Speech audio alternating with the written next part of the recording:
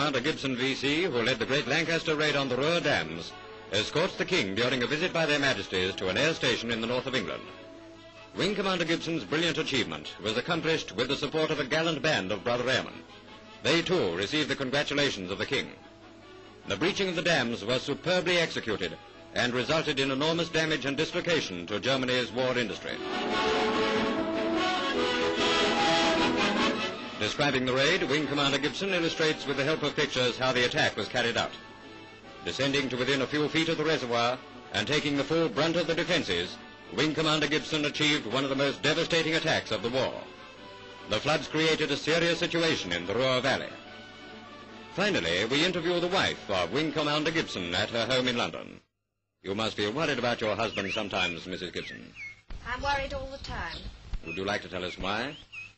Well, I don't know. When they go out on these raids, you never know whether they're going to return or not. You must be very proud of your husband. So proud I can hardly tell you. Perhaps you'd like to say a few words about him. Well, if my husband's efforts and all the boys in the services with him can bring this war to an end so quickly, so much the better, and then we can enjoy ourselves.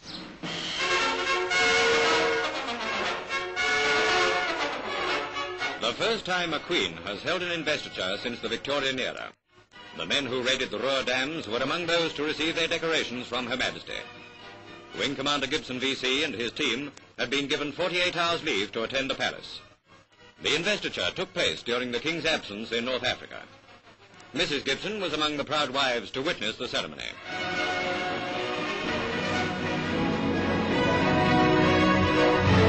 A model of their own Lancaster bombers is on show when survivors of the famous dam-busting raid of 1943 hold a London reunion.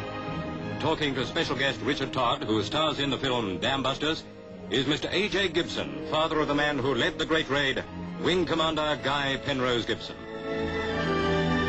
One of the greatest bomber pilots of the war, one of the dam busters, Mickey Martin, talks to actor Bill Kerr, who plays his part in the film.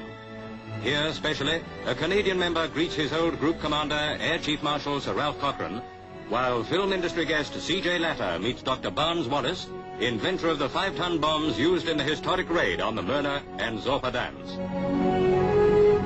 9 Lancasters did not return from the raid, and other members of the famous 617 Squadron, like their leader, Guy Gibson, were killed later in the war. Now memories turn back to the morning after the raid when these historic pictures were taken. Here is Guy Gibson introducing King George VI to the crews who came back.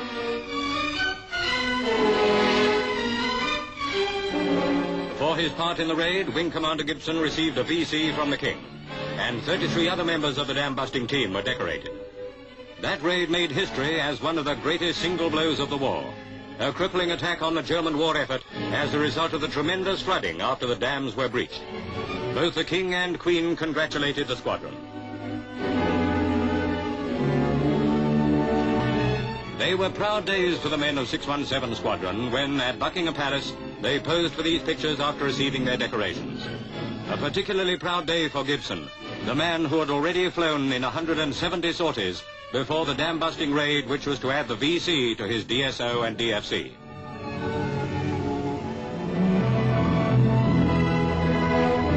More even than the flashback newsreel pictures, this model of the dam they breached brings back the memories of their exploit to the men tonight.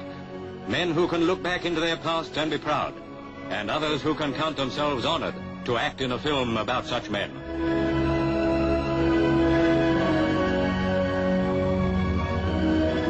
They recall the daring moments of that historic raid, wondering perhaps at their courage in those days when, for all of us, they did not hesitate.